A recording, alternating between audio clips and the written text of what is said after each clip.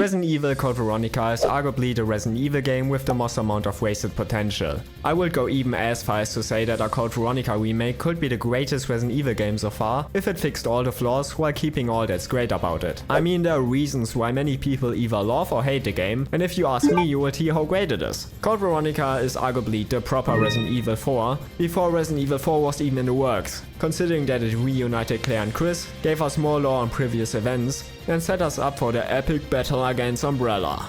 That never happened, but anyway. But it's also the game that has arguably the most frustrating gameplay and design choices from the early Resident Evil games.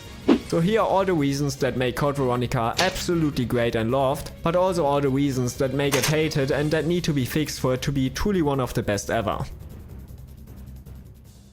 The boss fights are one of the worst aspects for many first-time players. One reason for that is because they just come all of the sudden without any warning or possibility to turn back to get extra resources. The second reason is the lack of any difficulty level.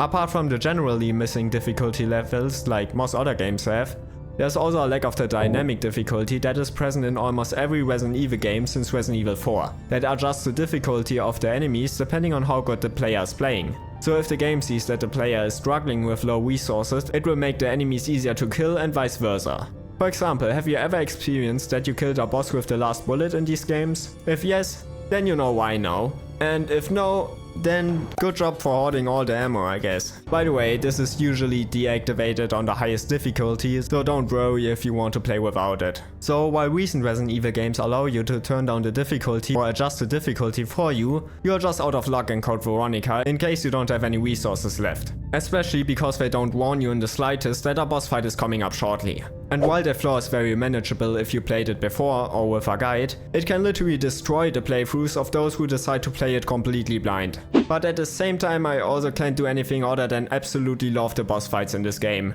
They have very cool and unique set pieces that weren't seen before in Resident Evil up to that point, like a plane or the old Spencer mansion. And the designs are pretty damn cool if you ask me. For example, my girl Alexia right here that is slaying that outfit, although that one not so much. Apart from that, the soundtracks for those boss fights are just amazing and probably one of the most epic in the whole series. But to be fair, the soundtrack of the whole game is one of the best in the Resident Evil series anyway, and probably even my favorite. There are lovely soundtracks for all the boss fights that make them feel way cooler than they actually are, while there are also some very eerie ones that perfectly fit and enhance the creepy atmosphere of the several locations. And I hope for sure that Capcom keeps the soundtrack or remakes it like Yamaoka did for the Silent Hill 2 remake, in case they decide to remake the game. Because it's one of the best parts about the game and it would be a shame to lose it.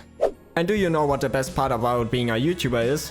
The discussions with my viewers? No. The dopamine that is released in my brain when I see these numbers go up. So please subscribe to my channel if you want to support me. Thank you. Another aspect that is very good about the game is the amazing variety and amount of different locations and enemies. Apart from the enemies we had seen before, like obviously the zombies, zombie dogs, not Cerberus, spiders and hunters, there were also a few completely new and unique ones like the Bandersnatch, bats, a freaking worm, moths, whatever the hell this is, and some cheesy tentacles. But I have to admit that although it was great to have so many new enemies, most of them are and one of the most frustrating enemies in the whole franchise. The worm is pretty much ignorable, but the rest is easily one of the things I encountered in these games. They all give you the choice of having to waste either a load of ammo or healing items. Hell, you can't even dodge some of them. Luckily, the locations are less frustrating. Pretty much all of them look and feel great, are very unique and bigger than what came before. Well, maybe apart from like 3 different mansions. But fair enough, it was super cool to see the Spencer mansion again in this game, especially because the game excels at making these locations feel scary, thanks to the great soundtrack and use of camera angles, and they are honestly one of my favorites of the series as well. Especially because I love the fully 3D modded environments that not only give the game some extra charm, but also make it stand apart from the other Resident Evil games, because nothing looks like it. They also made great use of the new dynamic camera angles that follow the player, that would have not been possible with the pre-rendered backgrounds on the PS1. Because of them they are able to show off the scale of all locations and make it feel less static, which makes sense considering the camera is now moving. Unfortunately, the larger scale of the environments make the backtracking a lot more tedious than in previous games, because there are instances where you have to go across half of the map to progress further, which can be very annoying. Especially the trainings facility with like 20 different floors and elevators was very annoying on my latest playthrough, because you have to go up and down and back and forth all the damn time. And thankfully I played with door skips and knew what to do most of the time, otherwise it would have been even worse.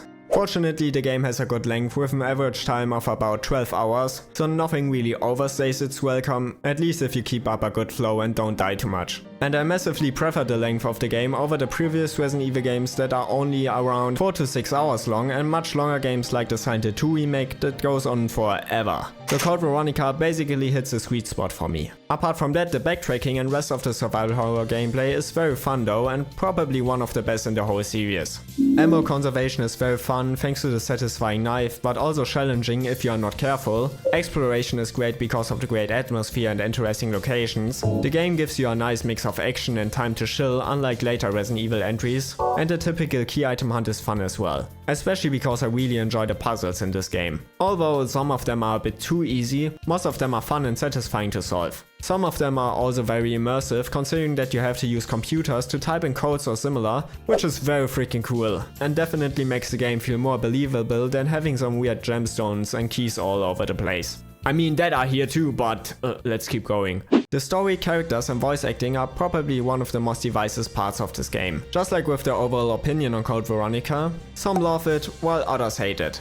Well, in my opinion, these aspects are overall pretty damn good. The story is very cheesy and anime-like at certain parts, and I have to admit that it can be a bit too over the top and dramatic sometimes, but apart from that it's also very entertaining and does things no other Resident Evil did. Like the whole Alexia and Alfred thing.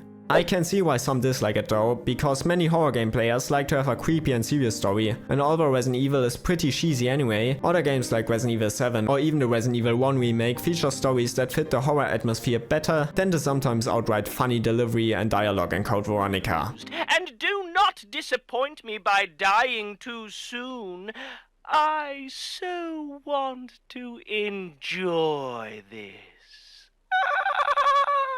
Apart from that, all the characters and especially the villains are great. Well, maybe apart from Steve. He can be very annoying, but at least he got a few moments. Sometimes.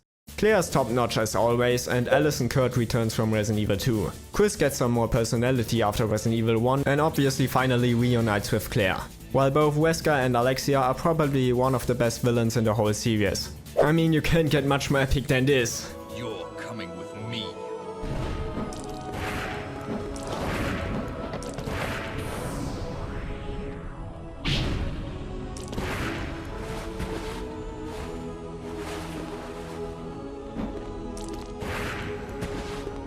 The voice acting is overall good as well, and we get the best love in all of gaming from Alfred.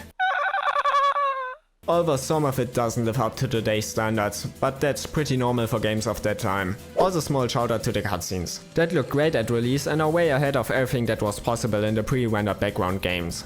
We also get a lot of extra lore regarding Umbrella, Wesker and the viruses, and actually a lot more than in Resident Evil 3 and 4. Which is the reason why I think that it's ridiculous that Code Veronica is sometimes seen as a spin-off game, just because it isn't numbered, although it has one of the most important stories in the whole game series. So yeah, like I said in the beginning, there are many great things about Code Veronica, like the great soundtrack, the locations, the characters, and the at most parts amazing survival horror gameplay, including the puzzles, key items, boss fights and more. Unfortunately, it has many flaws that need to be fixed. A remake need to fix the difficulty and soft locking problem, fix annoying enemies and completely rework suckers like the moths and tentacles, make the backtracking less tedious and fix certain parts of the story. So, mostly make Steve less annoying. Ah yeah, and they need to do all that while keeping all that is great. So not the easy feat, but I surely hope that they smash it out of the park and deliver an amazing Code Veronica remake in the future. Because like I said, it's arguably the Resident Evil game with the most wasted potential out there, and that's a shame. Thanks for watching. Tell me in the comments what you think about Code Veronica, and please subscribe, like and share the video if you enjoyed it. Thank you and see you next time.